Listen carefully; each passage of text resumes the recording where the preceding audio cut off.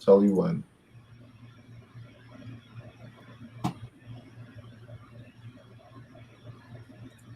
We're live.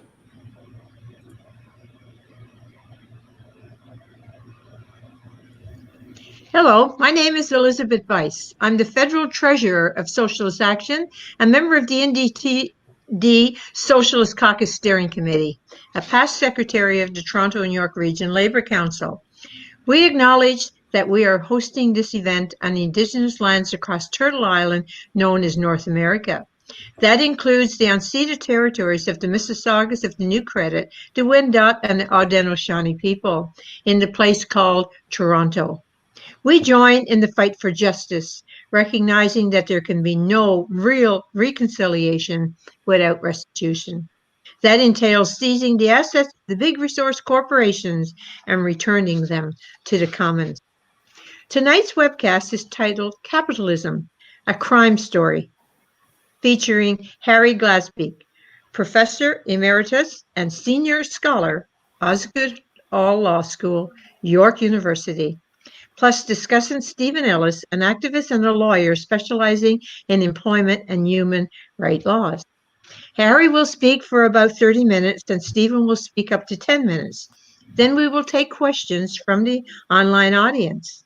Audience members can submit a question by accessing the webcast directly from YouTube and by typing the question directly onto the chat column. You may direct your question to one speaker or the other, or just direct a question. If you like this webcast, please subscribe to the Socialist Action YouTube. If you agree with what you hear during this program, please join Socialist Action by signing up at our website, www.socialistaction.ca, and by calling 647-986-1917, which is relatively easy to remember. 1917 was the year of the Russian Revolution. So let's begin. Harry Glasbeek, Professor and Senior Scholar, Osgoode Hall Law School, York University, has taught at the Universities of Melbourne and Monash in Australia and the University of Western Ontario in Canada. From 1974 to 1996, he was a professor at Osgoode Hall Law School. He has written books on Australian labour law and Australian evidence law, on Canadian labour law and Canadian evidence law, as well as more than 130 articles on tort law, labour law, bills of rights, legal education, corporate law, corporate criminality, corporate social responsibility, and occupational health and safety. His latest books, the 11th and 12th, are Class Privilege, How Law Shelters Shareholders and Coddles Capitalism. Toronto Between the Lines, 2017, and Capitalism, A Crime Story, Toronto Between the Lines, 2018. So, let's welcome Harry.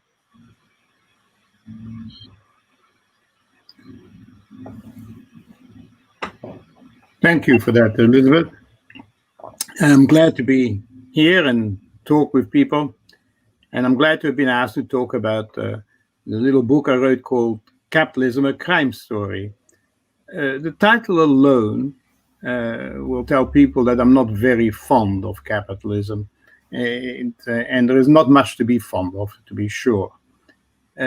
As a system, capitalism presupposes that the wealth of a society, the wealth that will create welfare for all of society, that wealth is to be owned by a few people, the capitalists.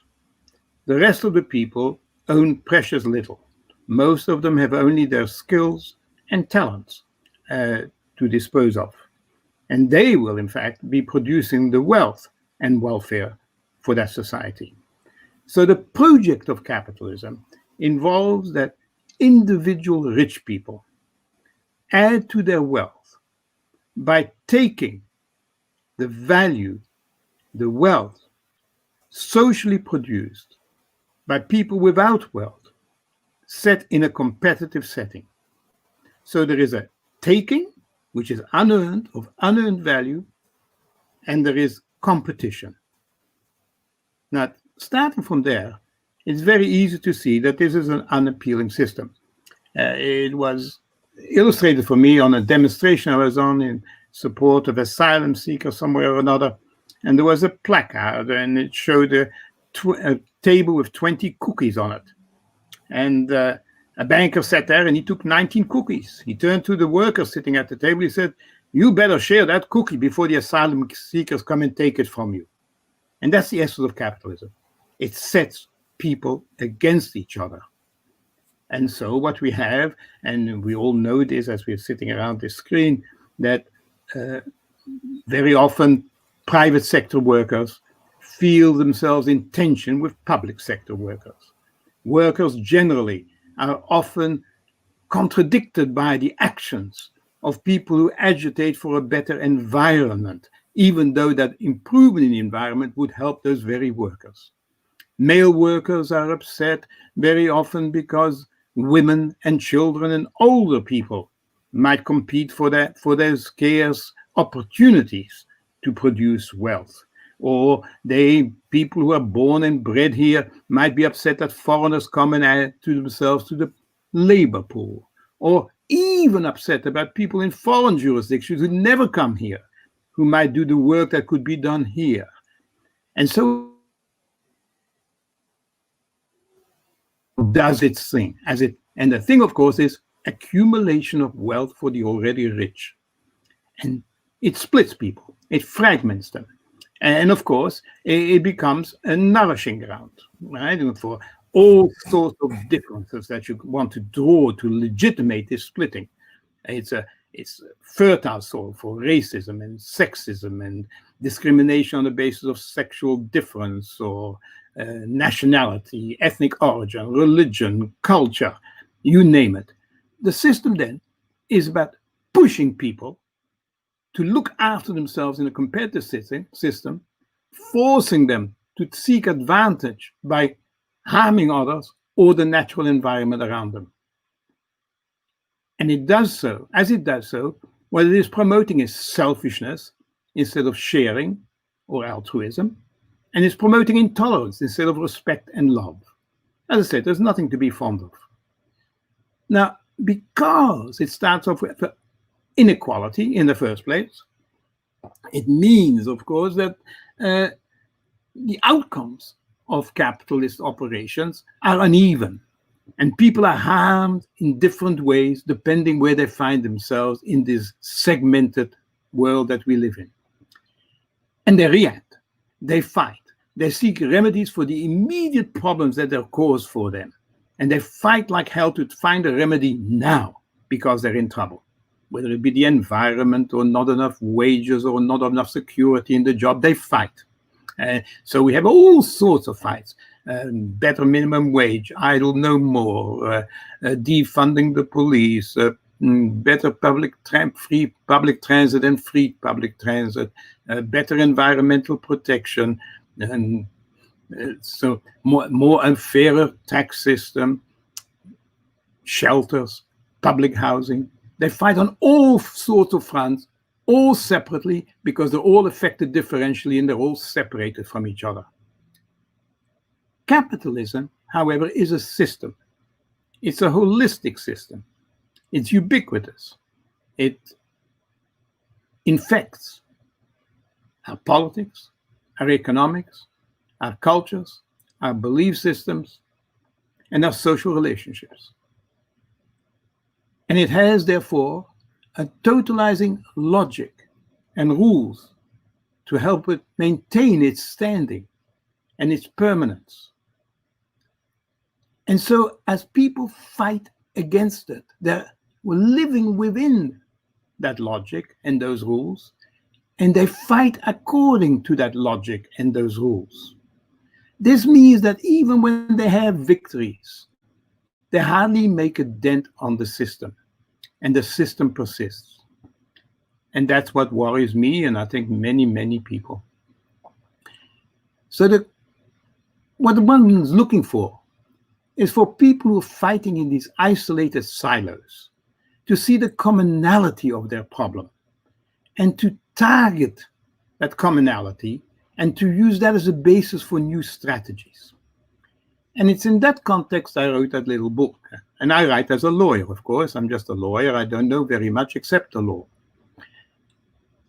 And what I saw from the legal perspective is that a founding principle on which the logic and rules of capitalism depend, that we all live by, the founding principle is that capitalism, when practiced ordinarily, I'm not talking about the nasty capitalists, just ordinary practicing capitalists are acting out within a criminal system. Not as crimes, they're by nature, the system is criminal. Now, if we can see that and involve it in all our activities, then I think we can see each other more clearly as having a common interest, and we might develop richer strategies. So I'm going to try and show you that, how that works, and why I say that capitalism as a project is criminal in nature. Capitalists, by their own value system, which they say is our value system, which in turn is reflected in our legal system. Capitalists, by their own value system and our value system, are acting within a criminal framework. How do I make this out? Well, our legal system is a liberal legal system. That is, it idolizes the individual. For the legal system, the core, the linchpin of everything it does is the autonomy of every individual. That is, all individuals are supposed to be equally sovereign. Now, and what we mean by that is not that we're all equal, because we've got different wealth. I've already said that, and everybody knows that. And some people are tall, some people are short and fat and thin, and some people have got skills and others are clumsy, and some are strong and some are weak. None of that. We're equal in the most important political ways. The law is to treat each of us as if we're equal. And in politics, we have the same civil and political rights. For instance, we all have the same right to vote. So we start off with that we're equally sovereign. Now, what does sovereignty mean? Well, sovereignty means that you can decide what to do. You can think as you like. You can act as you like. Nobody can tell you how to think and how to act. Now, if that is true, then nobody can tell you, of course, how to behave. That would be coercion. Coercion is wrong. Coercion is the enemy of our shared value system. Now, of course, as we all think and act as we like, we'll run into each other and we're likely to hurt each other. So we have a coordinating regulatory system which is carried on through the state and its institutions, namely the government and its bureaucracies. And it does that, and therefore it has the potential power to coerce, as it tells us what to do and what not to do. So we hem in the state and the government. The government cannot act outside a constitutional mandate. That is, it must not pass regulations or laws that will affect each of us. Similarly, we say, and of course we get judges who are non-partisans, non-economic, non-political partisans, to see whether they have exceeded their boundaries. And governments are not allowed, of course, if there is a Bill of Rights, as we have in Canada and in Quebec, both have bills of rights, they're not allowed, governments are not allowed to interfere with fundamental freedoms. And guess what the fundamental freedoms are? Fundamental freedoms are individual freedoms, the freedom to speak, the freedom to associate whoever you like, the freedom to assemble wherever you like. That is to think and act as you choose. And so if the government is going to do that, it has to have a reason which passes muster again with this independent judicial system. So coercion is the absolute enemy of the system. Coercion is not allowed. So that when the government actually passes a law that says some behavior must be absolutely forbidden under strict penalties, it's a criminal law, and therefore it must tread very warily. Now, of course, we all know that some crimes are easy to spot. We can say murder or assault or sexual assault or theft are really criminal. And we feel that, we know that, presumably because of our history and also because we have a sense that there is something morally wrong with it. But then there are many crimes that we're not sure of. Things that, for instance, you can't possess, buy, or sell cocaine, but you can possess, buy, and sell alcohol. You can buy and sell coffee, but you can't buy and sell ecstasy. Or you can buy and sell tobacco, but not heroin. How did we decide? There's no moral issue here. And then we worry about that. And we worry about making other things crime. We're not sure about abortion. And we're not worried. We're not sure about hate propaganda literature or pornographic literature, or whether a person should be a sex worker, or whether people of the same sex should be allowed to have sex. All of these things, we go backwards and forwards. Marijuana was once forbidden. Today it's okay.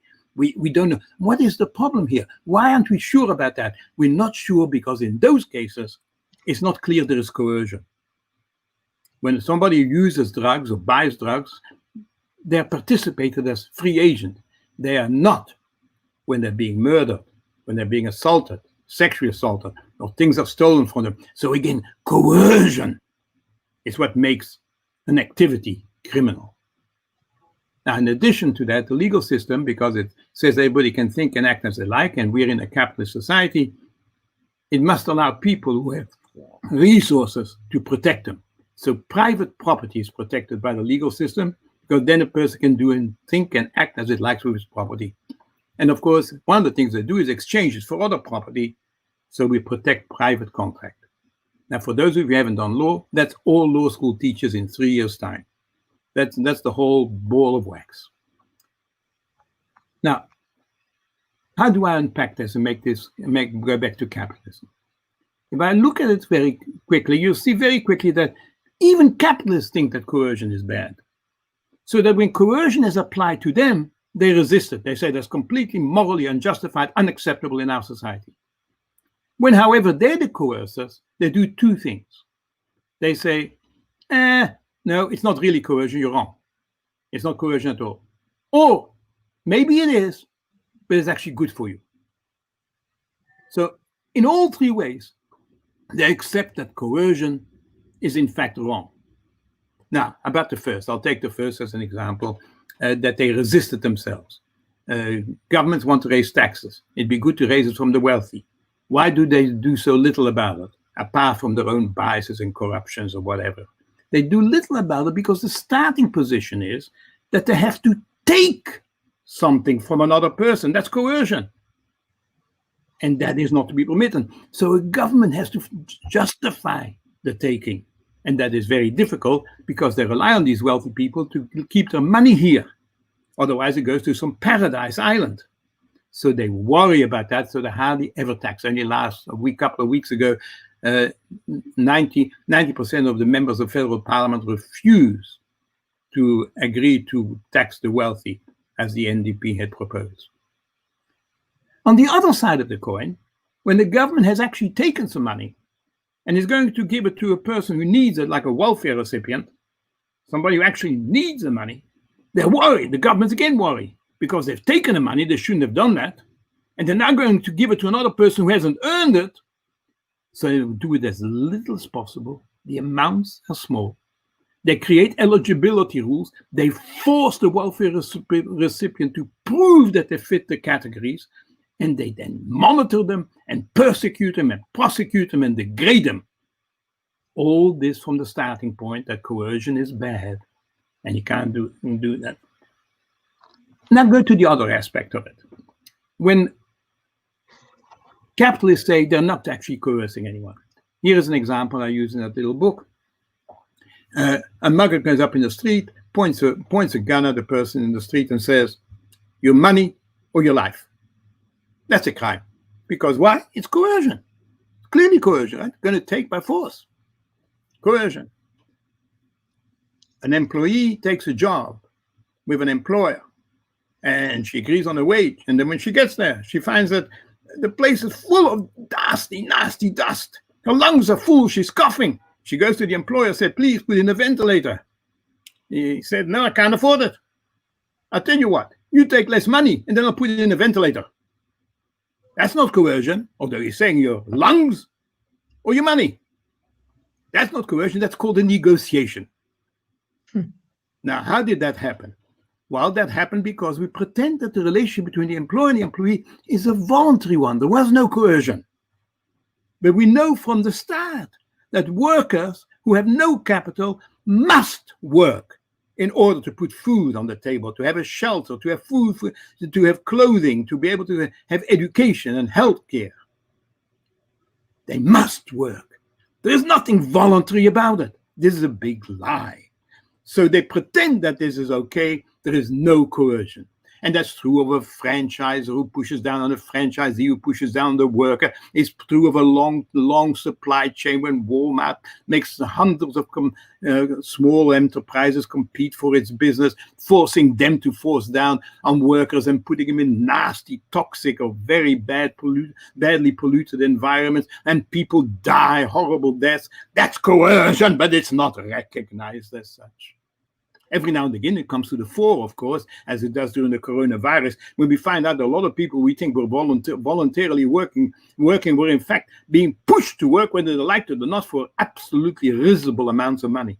Then we say, ooh, maybe we did something wrong. So we lie about that. And we lie about the fact that the pollution in the environment is something we've agreed to. We didn't agree to any of that. We pretend, because it seems so natural, that it's normal, that's not being coerced. So there's a whole bunch of lies that they're being told. Within the workplace, that's even more strongly felt, by the way, because there are 4 duties that every worker has when she comes to work. Every must exercise reasonable care and skill, must be of good faith, and must be loyal to the employer, and must obey all the commands. And if you breach any one of those rules, you will be, watch my lips now, if you can see my lips, you will be disciplined. That is, the employer is given coercive power, and that is true whether a worker is unionized or not unionized. Those rules apply as a matter of law. So they're coercive, and we know it. And we know they're coercive in the major labor pool. What does the employment insurance system, how does that work? Well, if you don't take a job when there is one available, you will be cut off and starve. We force people to work. There's nothing voluntary about any of it. So they coerce, but we pretend that economic coercion is not coercion. That's a massive, massive lie. Sometimes, however, going back to that place with the ventilation that I had a few minutes ago, sometimes we have rules, because people have thought, well, surely there will be a rule about having ventilation in place. There will be a regulation. Well, yes, there might be. And now we have regulation. Now you'll see something immediately as I've said that. Why is the regulation not a crime? Why is it not a criminal law? Because we have special rules for capitalists, right? And that's the beginning point. Secondly, how do we get a regulation? Well, when things become so bad for the environment or for a workplace or whatever it might be, for consumers, and it doesn't really matter what situation you get a regulation. You get a regulation because things have got so bad that it's become a political embarrassment, and it sometimes becomes dangerous for the employers themselves. For instance, if you maim and kill too many workers, there won't be enough to go around. So that's when you get a regulation. Typically, for instance, the example I used to use in my classroom, if you put one hand in a machine, right, and you lose your hand, that's an accident. If you lose 10 people lose their hands in that machine, that's a cluster. When you get 120 lost, then you get a regulation about a guard. That's the way it works. Same with the environment, right? You got to have a certain amount of pollution and a certain amount of waste and a certain amount of stinking water before somebody will say, we'll better do something about it. That's how you get it. So we have to suffer first to get to regulation. And that comes because we say we mustn't coerce the wealth donor into doing anything, because that's what regulation does. And regulation tells the wealth owner that he can't do what he likes with his money. He's got to have some limits. And so we see the wealth owner as a virtuous person. We like him to put in his money, and therefore everything he does is virtuous. His equipment is virtuous. His processes are virtuous. The substances he uses are virtuous until proven otherwise. Until proven otherwise. So people die or get stinking fish or get Minamata disease. They die until because the starting point is it's not coercive. The starting point is always that. It's not criminal. It's not, but it is. It is. And so when they do get a regulation, what does the regulation actually do? Because the employer or the investor is so virtuous, we say to the investor, well, listen, we don't want to be harsh on you. Please come and talk with us about what kind of a regulation you would like. And they are consulted about what regulations they are to live with. Now, of course, they lie. They say they can't live with this, otherwise they will go out of business, or they'll have to take their equipment to Guatemala. They tell that, and so we get very soft regulations, very low standards, very low monitoring, very low enforcement. That's inevitable, given that system. And again, from the starting point, we don't want to coerce the employer, but that's all the operator.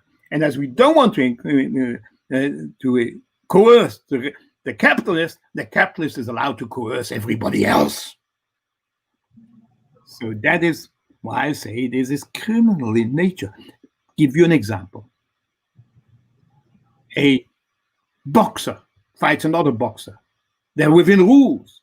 They've got gloves. They're roughly the same size. They're allowed to beat the heck out of each other, but only in certain parts. That is, you can hit them in the head and the chest and on the shoulders and on the arms, but not in the groin. And you can't bite his ears. There are rules, and if you break those rules, you'll lose your license and you may go to jail. In the workplace or in the environment, the rule is different. You get a permit because we don't eliminate all the risk. We allow some of the risk, that is, some of the harm will be caused. And we say, you have a permit to do a certain amount of harm, Mr. Capitalist, and we'll leave you alone. And if you breach that rule, if you breach your permit, you can continue, but just give us a bit of money or something. That's it. That's what we do. So imagine if you're driving as a drunk, and you drive, and you kill somebody because you don't intend it, you're just stupid, you got in your car drunk. Well, you'll have committed a regulatory offense, you'll have breached the Highway Traffic Act, you were drinking and driving. But you might also be prosecuted for the homicide. Why is that different to the asbestos producer? Well, the difference is that the drunk driver is not acting as a capitalist. He's not exploiting anyone. He's not taking anyone, so we can see his action as coercive. The asbestos producer, and there have been no prosecutions except one in France not so long ago. And of all those years, not only one prosecution has succeeded. Although 5 million people will die over the next 50 years, by the way, of asbestos poisoning. Not one in Canada has ever been prosecuted for a crime. Because he's a capitalist and he's allowed to coerce. So what do I make out of this?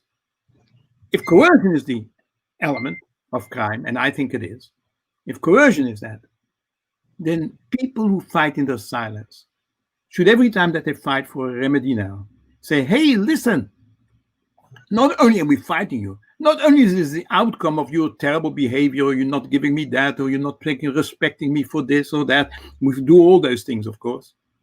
Or you should give us some more money, whatever it is we're asking for. We say, and the reason that you should is because you're a criminal.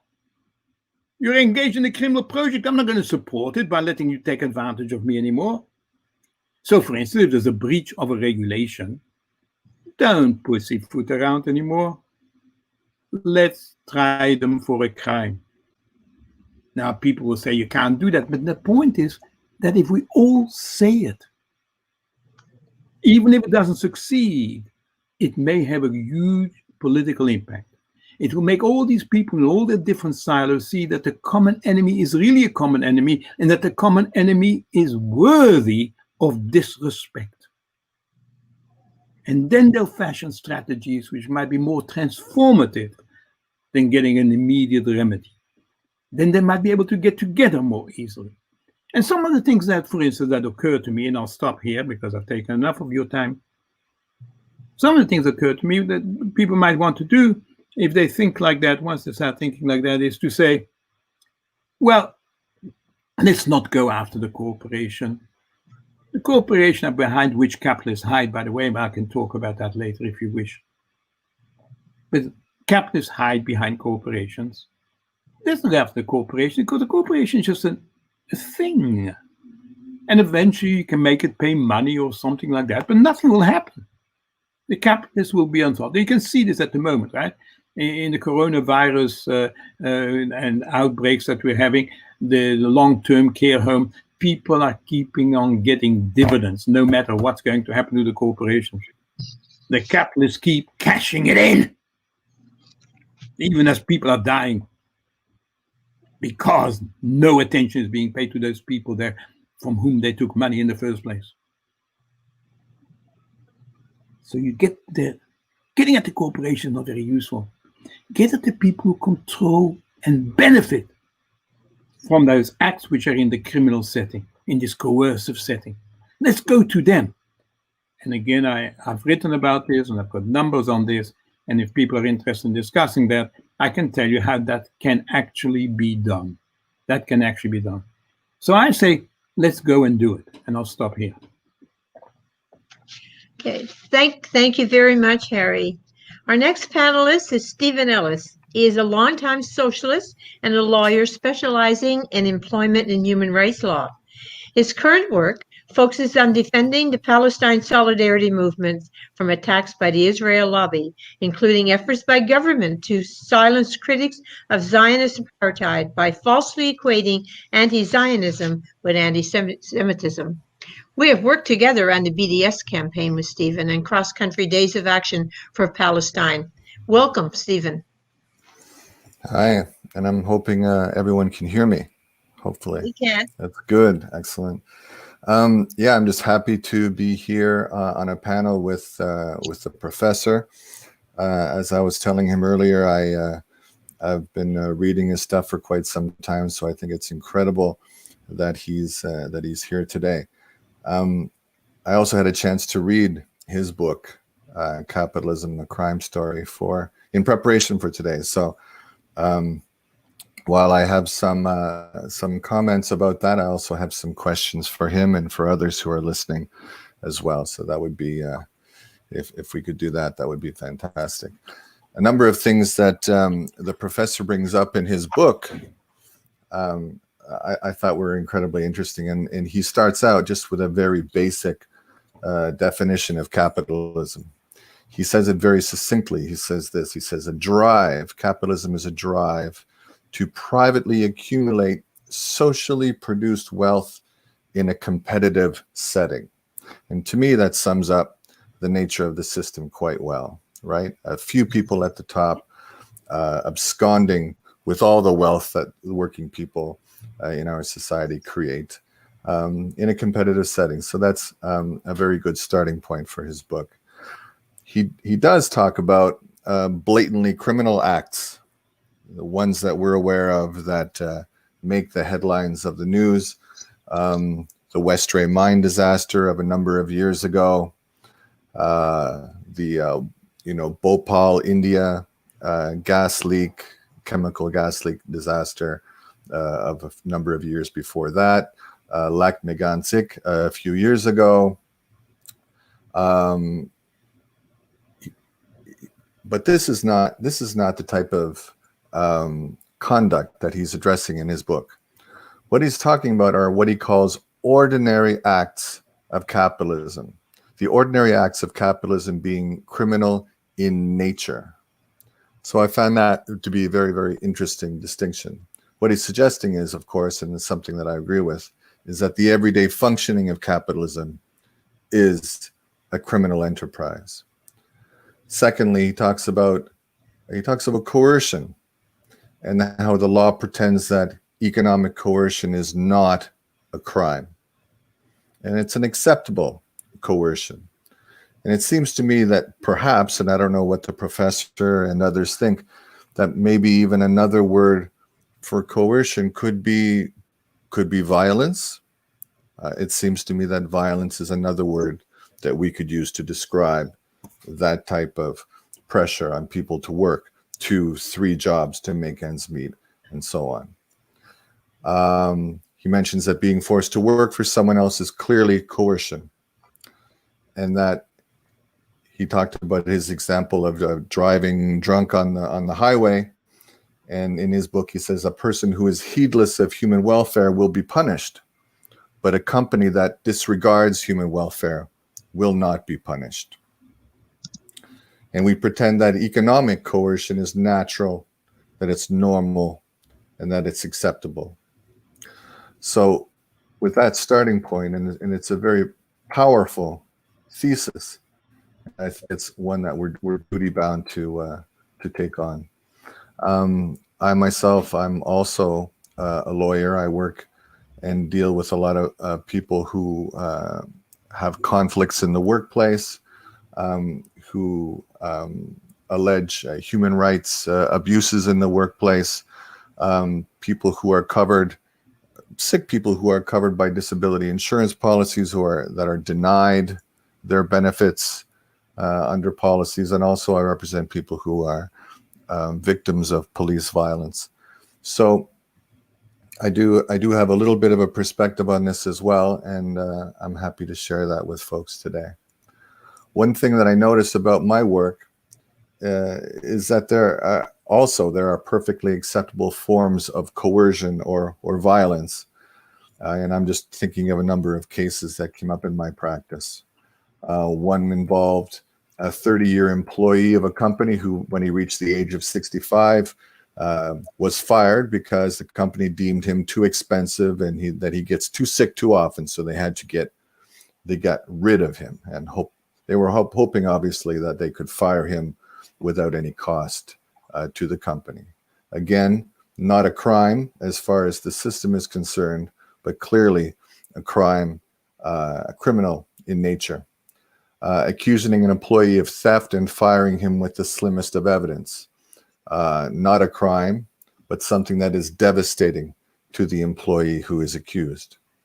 An insurance company telling a woman with cancer that they think she can go back to work, leaving her stranded without any income for her and her family.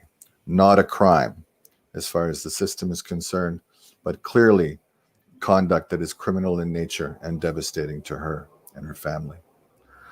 A company that sues 3 of its employees for millions of dollars because it needs a scapegoat for poor business performance. Again, not a crime, but devastating for the workers who are suffering from it.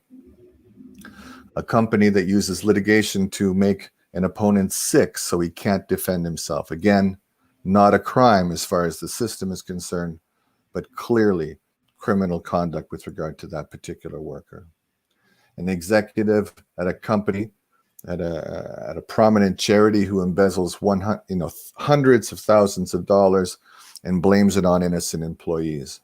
Again, not a crime, because in fact, when you report this to the police don't even care. They don't even investigate this type of action. So it's quite devastating to those who are on the receiving end of this type of criminal act. Again, when you look outside the workplace, the insufficiency, the grossly insufficient social assistance payments, not a crime to the system, but of course, criminal when you consider what people are forced to try and live on. Homelessness in the city of Toronto when buildings are clearly empty and could house them, not a crime, but clearly a crime from a moral standpoint, clearly criminal in nature. When police beat you, it's not violence. They call it distraction blows. Not a crime. When police kill you, it's called self-defense. Not a crime. Not a crime. What about in terms of governments? Government inaction on climate change is acceptable, although it threatens our existence as a species. Not a crime, although the implications couldn't be more stark. Government support for oppressive regimes in places like Israel, Honduras, and Haiti, not a crime, but clearly conduct that is criminal in nature. The police killing of Black people in Toronto, the Regis Krasinski Paquette, the assault of Devontae Miller, just to name a few, not a crime, not a crime. You'll even remember when they raised the minimum wage a few years ago. This was an example that the professor brought up, is that they raised the minimum wage and Tim Hortons saw fit to cut the benefits of workers to compensate for that raise in the minimum wage. So again, another example of conduct that is clearly criminal in nature.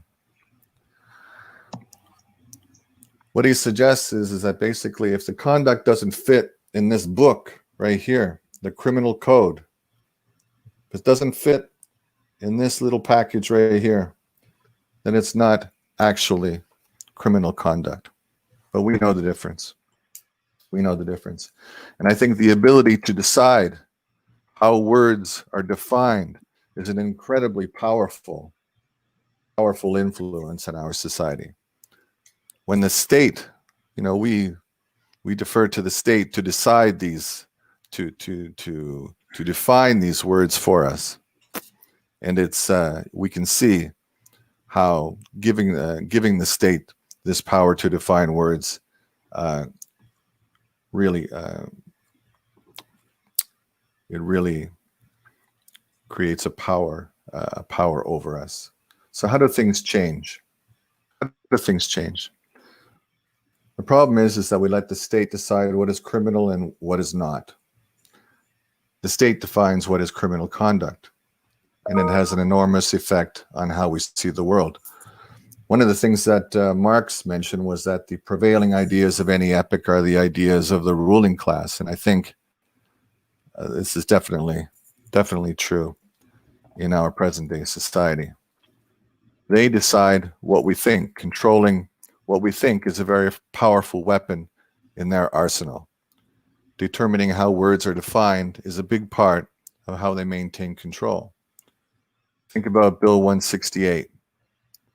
Bill 168 now will tell us that we're not allowed to build solidarity with our Palestinian brothers and sisters. And if we do, if we dare call out Israel for what it is, an apartheid regime, that there will be a sanction. There could be a criminal sanction, a regulatory sanction, it's hard to say. But they're telling us what to think. They're redefining what a crime is. So how do things change? I'll probably wrap up with this example about how things change. Think about a year ago. A year ago, the Black Lives Matter movement was a relatively marginal movement throughout North America. But with the killing of George Floyd, the murder of George Floyd by police, there was an explosion of anger across North America, across Canada, the US, and around the world. It took Black Lives Matter shaking society to its foundations for the reality of racist police violence to enter the mainstream discussion. It took struggle on a massive scale. In other words, we changed the language by changing ourselves in struggle. Who would have thought that even a year ago that police abolition would be on the table as it is today? Think about it. I think in a lot of ways, socialists were running to catch up with the movement. I think the movement was far to the left of organized socialists when it really took off. The professor's book is called Capitalism, a Crime Story. And I'll end with this note. And it reminded me of a documentary by Michael Moore, which had a similar title, which was Capitalism, a Love Story. And in that incredible documentary, he asked the question, what if we extended democracy to the economy? What if we did? It's a very basic and important question. And I think if we were able to build a strong enough movement for economic democracy, then we can change the language around conduct that is criminal in nature. Conduct in the workplace that is criminal in nature. So maybe I'll leave it there. I've got other things to say, but maybe I'll bring that up in discussion. So thanks.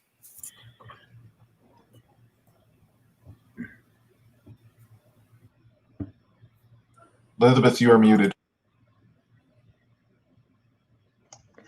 Sorry about that, folks. Now, with the help of our technical producer, Kurt Young, let's hear some questions from our online audience. We will take 3 questions. Kurt will put them in the chat. He will read them out as well. And then I will give each of the panelists up to 7 minutes to respond to all 3, 1 or 2. It's their choice. And we will start with Stephen and then go to Harry. So, Kurt, please read the questions. Okay, so I do not mean to contradict our host, Elizabeth, but we have 2 questions that are essentially the same. So we'll be asking 4 questions this round. So I'll just state the questions. So Barry Wiseletter asks, in the context of growing inequality and attacks on the rights of labor, what are the prospects for remedies to be found in courts and the law? Our second question comes from Julius, and he said, how would law enforcement and law work in a truly socialist society? And it's followed by another question by our comrade Trevor Cook, who asked a very similar question, who says, how would the legal system differ in a post-capitalist society apart from contract law, property rights? How, for example, would criminal law differ, if at all? And then the last question comes from myself, and I asked, how can the people exert enough force on the legal structure of society to recognize the criminal activity of capitalists? The Gilets jaunes and the general strike in India come to mind. Okay, so you have 7 minutes, each of you, to answer 1 or all 3. And we'll start with Stephen and then go to Harry.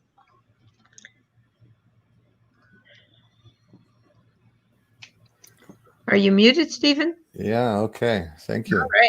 All right. I could be. Just 1 second. You're okay now? Yes, you are. Oh, perfect. Okay, that's great.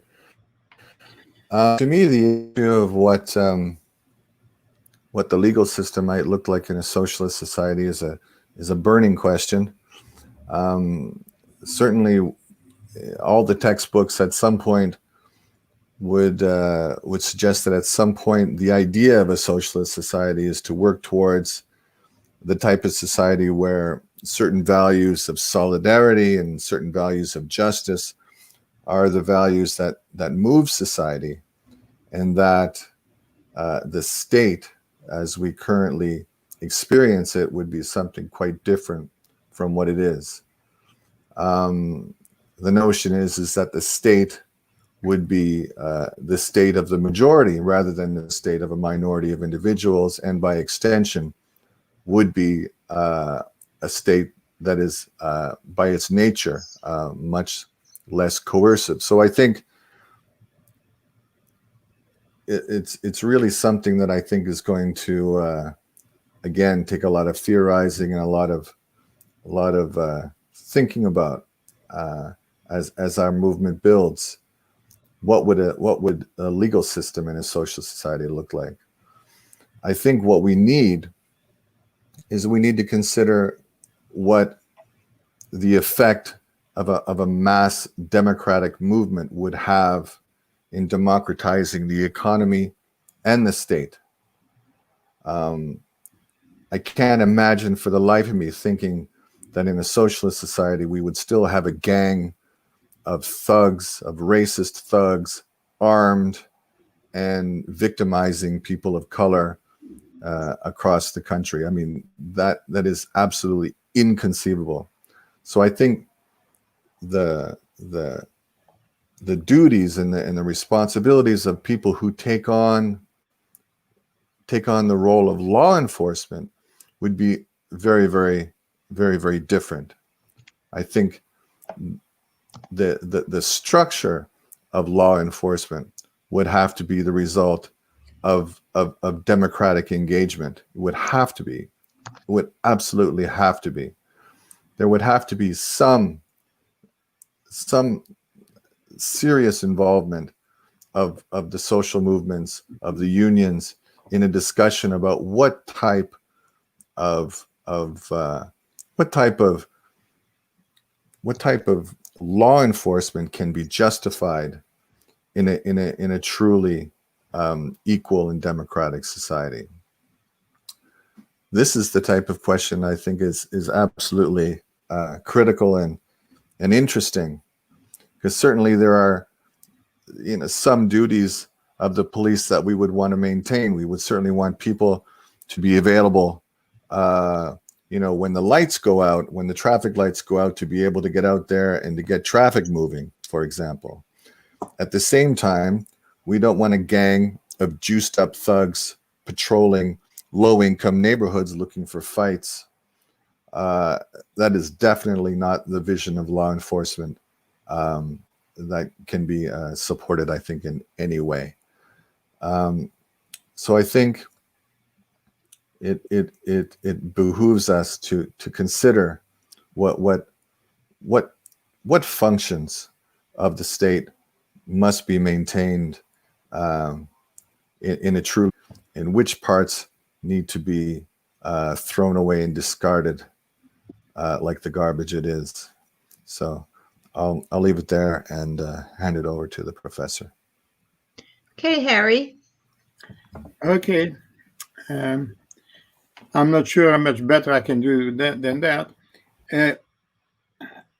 I'll try to answer the question sort of en masse, because they overlap greatly. I think of law now. I absolutely, Stephen was right, of course, that if we move to a social society, and I must say at the beginning, on the onset of my remarks,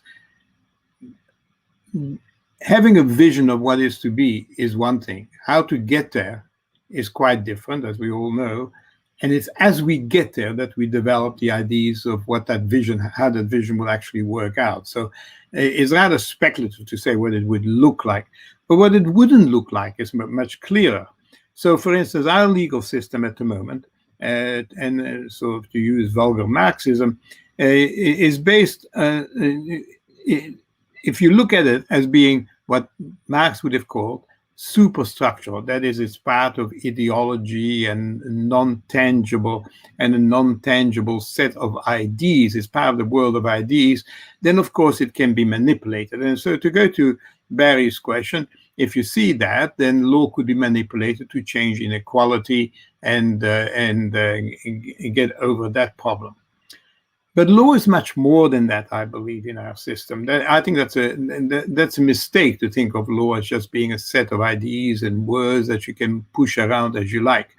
In a capitalist society, law also it protects the structures of capitalism. And those basic structures I mentioned, I think, very briefly when I was making my presentation. And it was that it requires private property to be protected. Now, private property actually, if you unpack that little phrase, private and property, it actually has the following meaning. It means that somebody who has possession of property and who actually owns it as well has the right to exclude everybody else from it. Now, that's a legal statement. You can't define private property without having access to law, because all these things are legal concepts. Private, the property itself, and there are lots of fights about what property actually means, by the way, and exclusion, what inclusion and exclusion actually mean.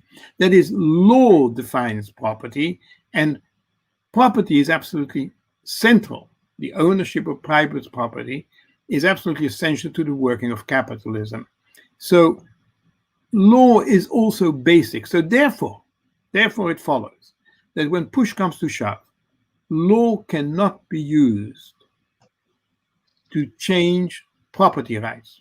It can do very little about wealth inequality. Now, it can do bits. If you get the right government, it can redistribute, it can use tax policies, we could, for instance, stop all inheritance. That would all help. But we are unlikely to get a government of that kind anytime soon. But it could be done. That could be done. So it could, but it will not be done in our present state of capitalism. So the first thing is to see that law our law is of a peculiar kind, and it favors private property owners and must so protect it. The second, that leads me to the second question that I had scribbled down. what will law enforcement and law look like? Well, if you have a different vision of society, where private property is not the main structure, which is to be protected, and for the wealth owners to add to that private property all the time, if that's no longer your society, then of course that function of law disappears. And law would look quite different. So for instance, the paradigm crime, as we lawyers say, the crime that is most important to criminologists in criminal law is of course theft, because theft is what protects private property. And it's, by the way, this is one of the more, how shall I put it, unsatisfactory things that we live with every day of our lives.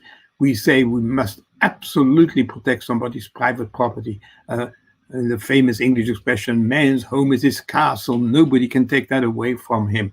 Well, of course, we took the whole castle when we came to, when the colonizers came to Canada and took all of it away from people who were living here. Now we protect it. Now we own it.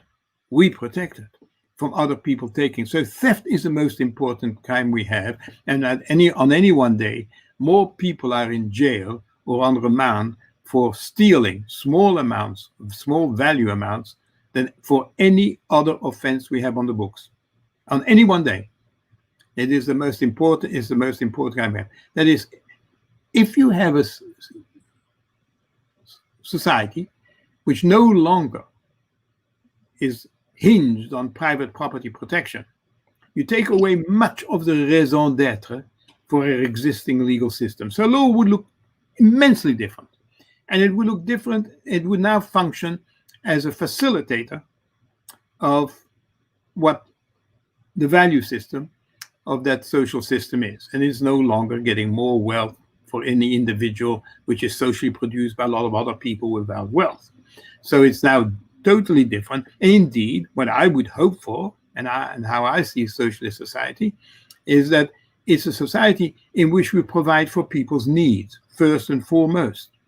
From each according to his capacity, to each according to his needs, from each according to his ability, to each according to his need, which under capitalism reads something from each according to their vulnerability to others with their greed.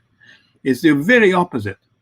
So what you have is that we now have a system where needs were important, where people would want to provide the needs for others. They wouldn't be providing for other people and look after them because they were made to, but because it was part of their living in that kind of society, is what we all want to do.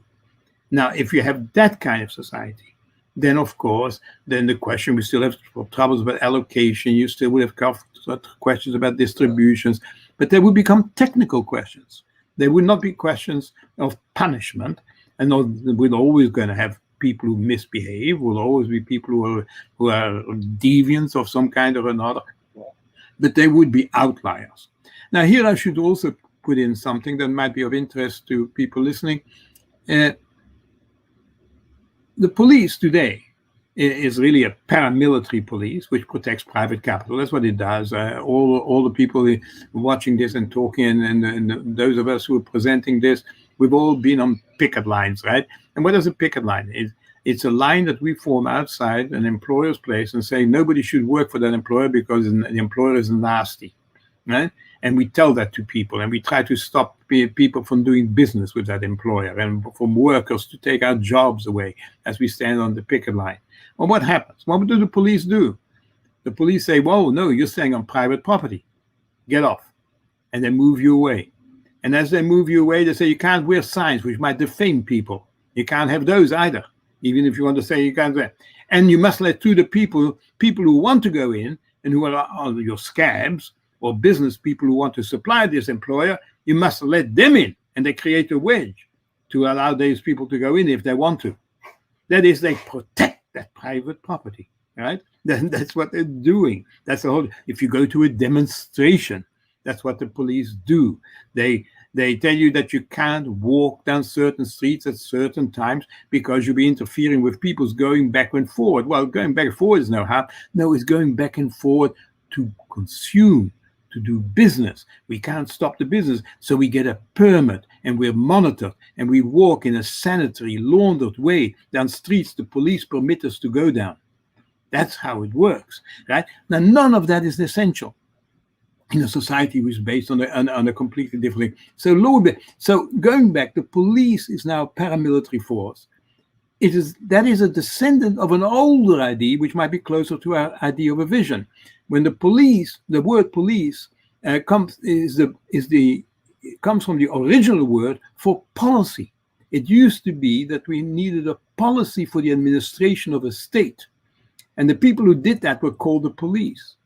Now they're just enforcers of private property rights. Right? It's very different. So I think it would change dramatically if you have a different society. Now, I don't know exactly what form it would take. I don't want to pretend that. That takes me to the other question that I think we were asked about the Gilets jaunes or the people in India being up in arms over actions against them by their governments, basically, on behalf of capitalists, which are harming them, and they feel really feel hurt, and they're out in the street. Now, the thing about them is we don't hear about them much here, what I think was the nature of the question, and that's how can we sort of develop solidarity and ideas if we can't somehow connect with all this. And I think the reason for that, of course, is apart from biased media, which serve large capital interests, and a good deal of racism thrown in. By the way, we don't like to hear about certain parts of the world at all. Apart from that, I think you got to remember what those actors are doing. They're acting extra legally. There are hundreds of thousands, perhaps millions of people who are out in India. In fighting against the new agricultural purchase rules that the government is trying to impose. Those people are acting against the law. They're putting themselves on the line. Many will be taken into prison, many will be shot, many will lose jobs, all that kind of thing. They will be repressed, but they might win. Now, that is one way, of course, we might get an alternate world by extra legal action. And indeed, much of our histories about changing worlds and changing regimes are about people acting outside the law. That is, because they have to, because the law, by definition, is intended to retain whatever the status quo is at any one moment.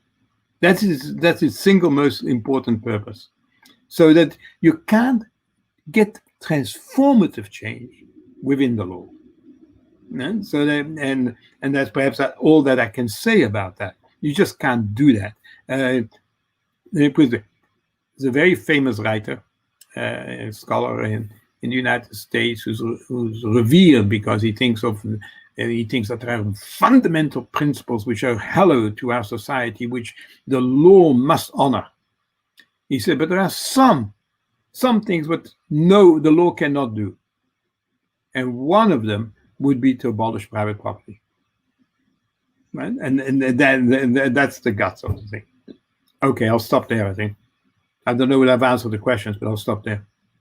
Okay, thank you. Thank you, Harry. Okay, so we're going to go back to Kurt now. I think we have 3 more questions, and could you put them in the chat and read them, Kurt?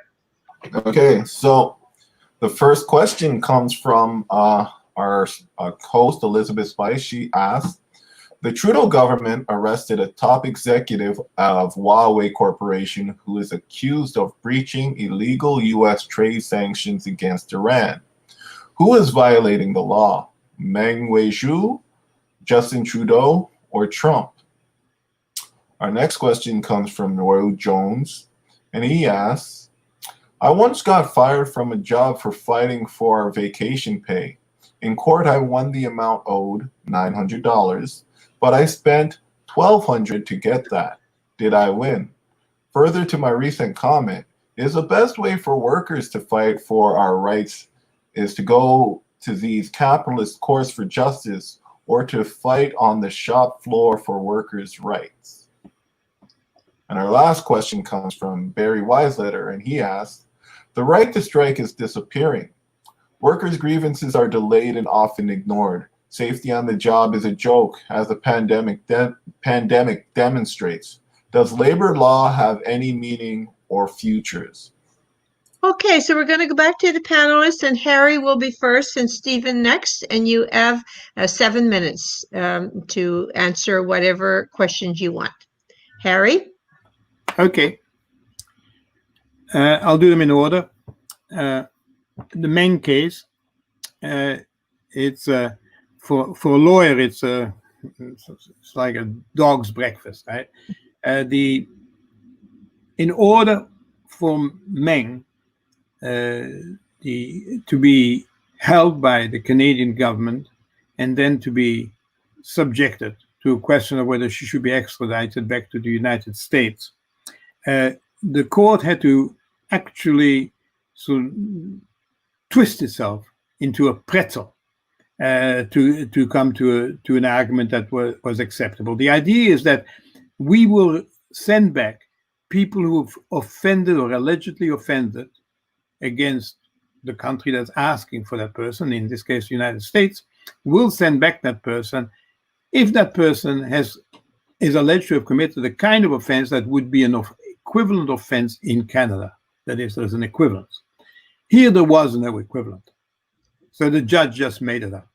I mean, I can go on at length because there's a whole series of technical arguments. And of course, some lawyers, because that's how lawyers are, lawyers will say, well, there was a plausible argument that she was right. Well, yes, there was a plausible argument that she was right. But in fact, she did what she did because she wanted a result she sought, which was mainly that Meng should be extradited. Basically, Meng was arrested.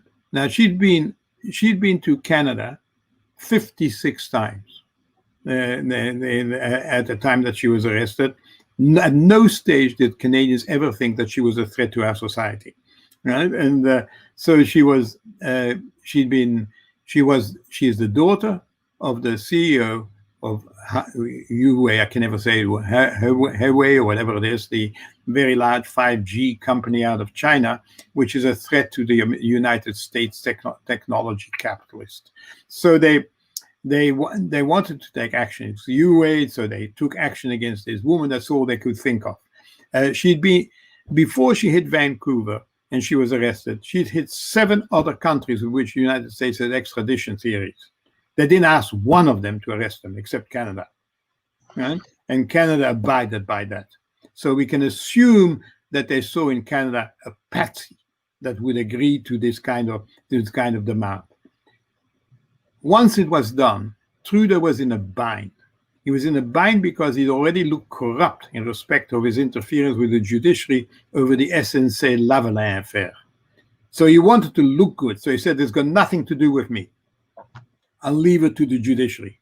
He had the power at that time to say no, by the way, or at least the appropriate minister did. He didn't. He let it happen. The judge twisted herself into pretzels to do it. So we're behaving badly legally, badly as a sovereign nation, in order to please what is now the past American administration, and of course we're going to pay heavily for it in the vis-a-vis China. We keep on talking about the 2 Michaels who are held, and we say they're held without, just in revenge, whereas we all apparently hold Meng just because we're law-abiding. Now there is really no sense in any of that. So I think Canada is looking very, very poorly, both legally and in terms of political understanding of what is needed, and will come out very badly out of all this.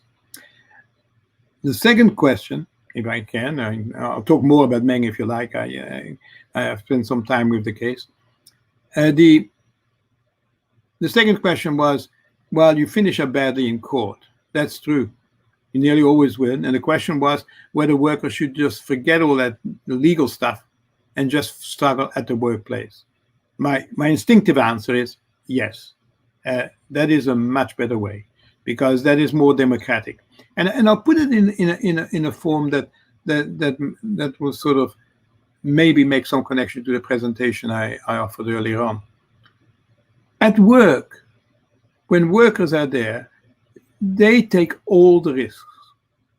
They take the risk of the place shutting down. They take the risk of losing their lives or being injured or being diseased.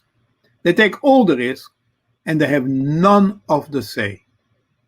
Now, when they have a union, the union sort of mediates and they get the power to enforce the rules of the contract to some extent.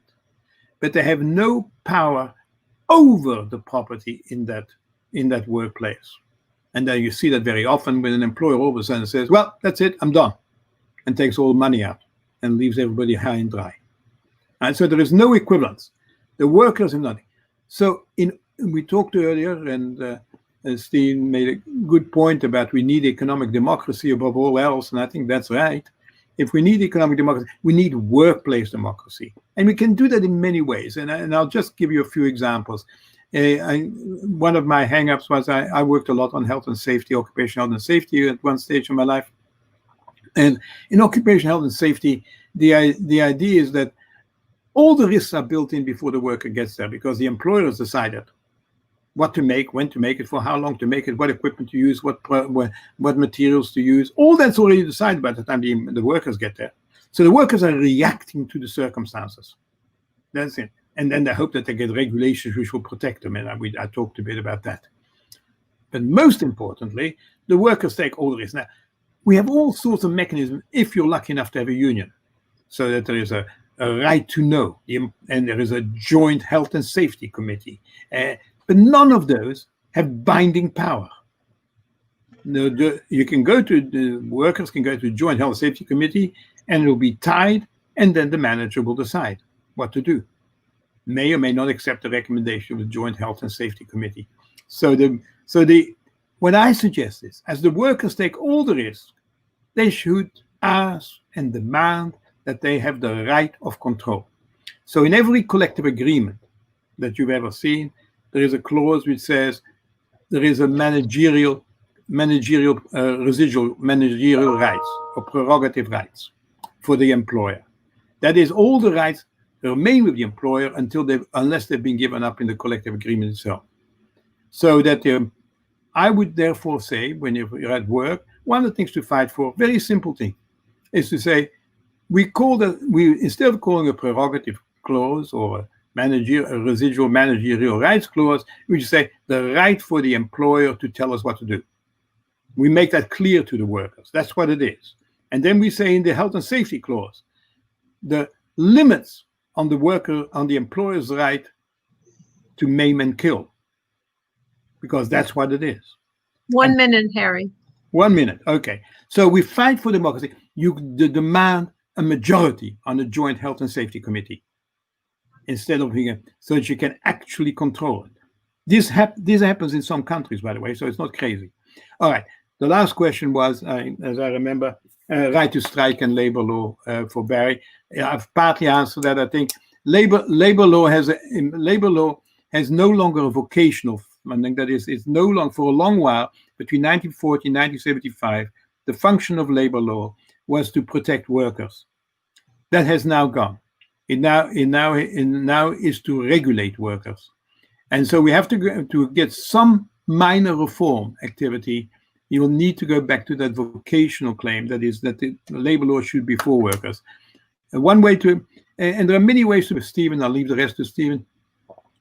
For instance, you notice that, for instance, that the ministry is called the Ministry of Labor, not the Ministry for Labor.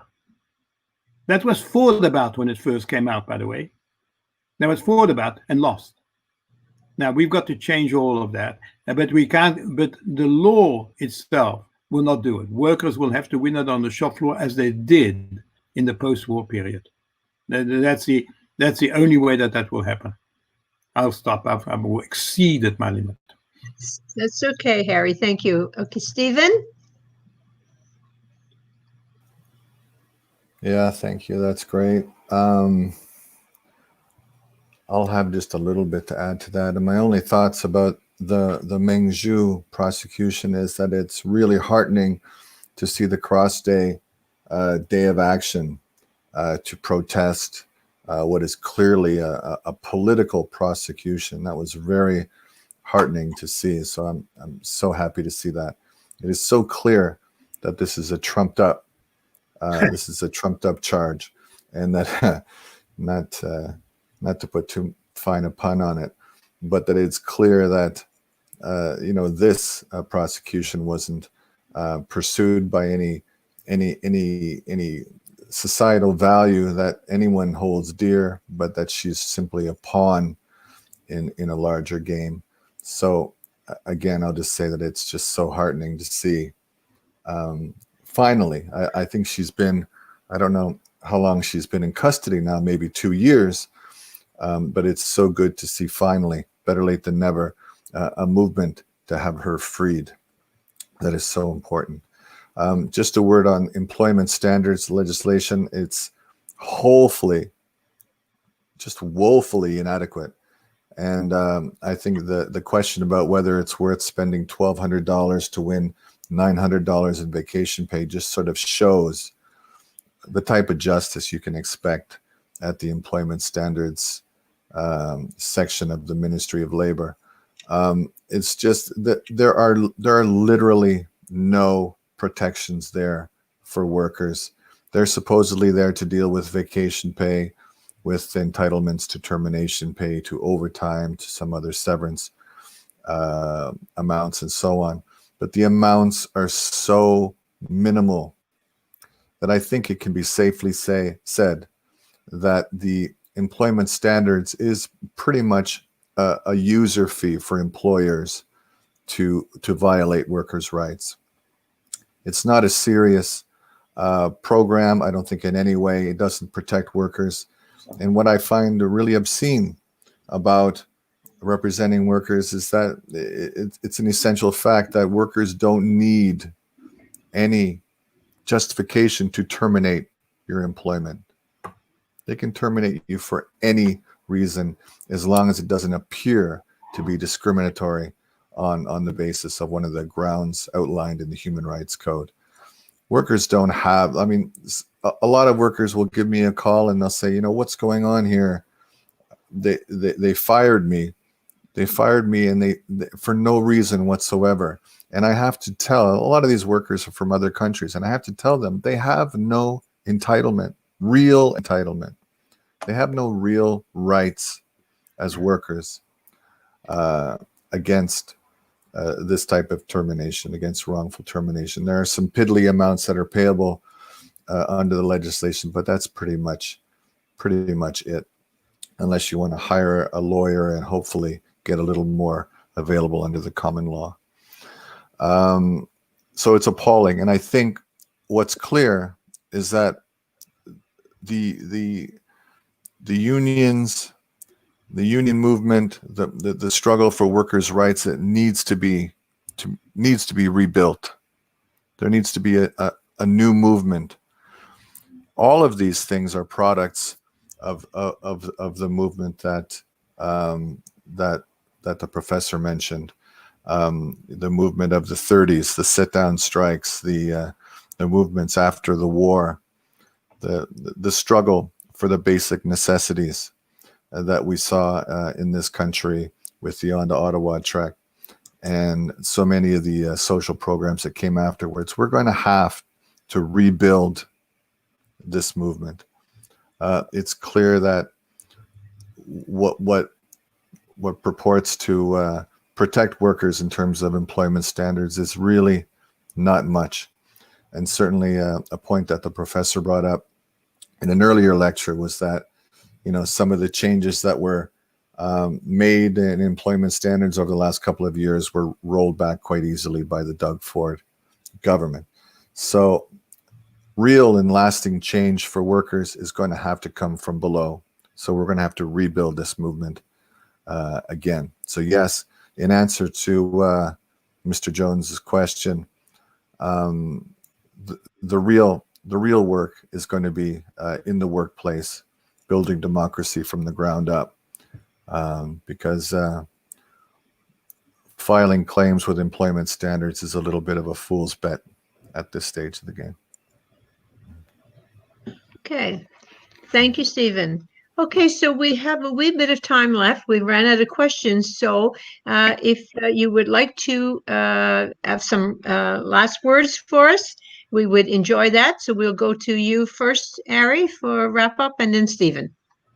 Well, it's been a pleasure to chat with all of you. Just to finish on this point that Stephen was finishing on, which I think is the most interesting one. As a lawyer, it's very hard to say to people they should act extra legally and take the chances because it's they who are at risk. But if I'm true to my belief and true to my theory, I think that is the only way that we're going to get the kind of changes we need. The pressure points are not within the legal system as it's constructed and is continuously be reconstructed. I mean, since the 80s, the working class in this part of the world has lost massively on every front. The social wage has been eroded, wages have been eroded, work is more insecure than it was, it's harder to get solidarity. One of the results, for instance, that you can measure at the moment from the coronavirus is that it's likely that more and more people will be working at home for a longer period. Now, that, of course, physical isolation makes it harder and harder for workers to build solidarity movements. All these things, there are lots and lots of barriers that people are going to have to clear before they get anything like a movement which will take them forward to some radical change. And if we're allowed to think a little bit about historical terms, around the turn of the 20th century, there were many movements in this part of the world, like the Wobblies, for instance, which renounced all the rules by which they were asked to live. And that's why they were so dangerous to the capitalist system, and that's, of course, why they eventually were repressed. So that is the difficulty, of course, for me sitting on my computer to tell people to take those kinds of risks, because there are risks involved. But the fact is, what the Wobblies did, for instance, they said, we do not want to enter into contracts. Now, Barry asked before about the right to strike. Now, the right to strike is posited on the notion that there will be a right to contract, and that contract will be honored for a certain period, and that you can then strike as that period ends. So it's limited by the notions of contract. The Wobblies said, no, contract is something that binds you to their rules. And their rules, of course, include that isolation and fragmentation. 1 minute. Yeah? 1 minute, Harry. Oh, good. That's good. That you can only fragment yourself and fight vis-a-vis one employer at a time. We don't want to. We want to fight across workplaces. That would be an improvement. Now, I don't know how we get there, but that seems to me that that is the possibility for real change. And that's a possibility for real democracy.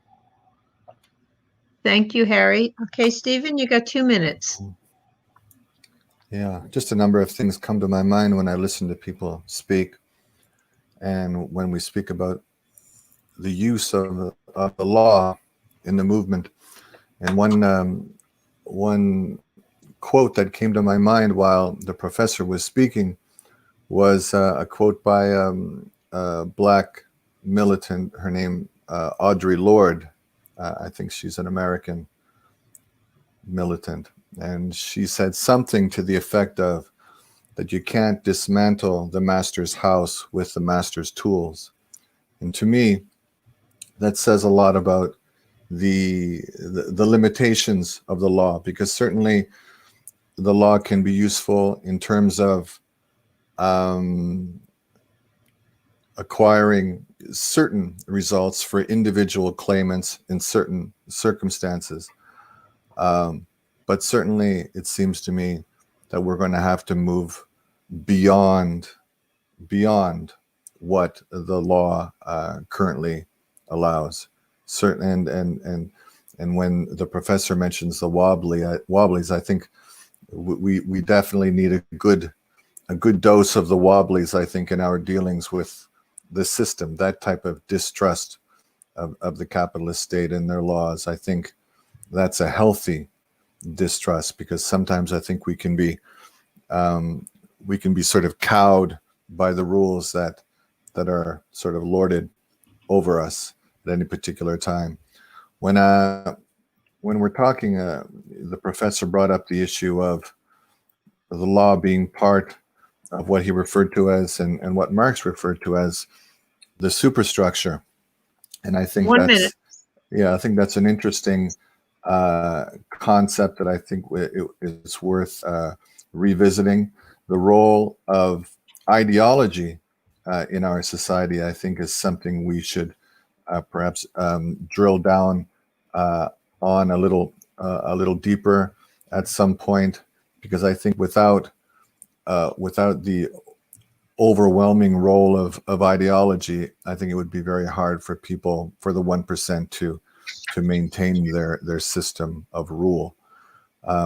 So I'll just say that I'm glad to have participated in this panel with the professor and the others here today. I think his book, Capitalism: A Crime Story, is an important contribution to our understanding of the law and its limitations, and what needs to change, and how the language that we use and ideology play a part in keeping us wedded to the system and keeping us from looking and imagining a new type of society. Thank you. Okay, so special thanks to Harry, Stephen, and to our producer, Kurt Young in Mississauga, and everyone who participated in tonight's conversation. Please consider buying a subscription to Socialist Action newspaper. As you can see, it's only $27 for 1 year, delivered to your door. So to fill out the form, just visit our website at www.socialistaction.ca. And also, maybe some of you folks don't know this already, but Socialist Action has a candidate running in the election, municipal election coming up on it's coming up on January the 15th, and elect Corey David in Ward 22 in Scarborough Agincourt. So if you have some time on your ends that you'd like to give up to help this us in this election, or a donation to give, please call 647-986-1917. That's to elect Corey David in Ward 22, Scarborough Agincourt. It's time to send a socialist to council. Also, if you would like to talk to us about joining SA, write to socialistactioncanada@gmail.com. Once again, folks, if you like this show, please subscribe to the Socialist Action YouTube channel. Our next SA webcast is on Thursday, December the 17th at 7 p.m. Eastern Time, and is titled A People's Guide to Capitalism with Odesse Dier, a New York-based author of the popular book subtitled An Introduction to Marxist Economy. For details, just visit www.socialistaction.ca. In the meantime, please stay safe, stay healthy, and be active. Bye for now.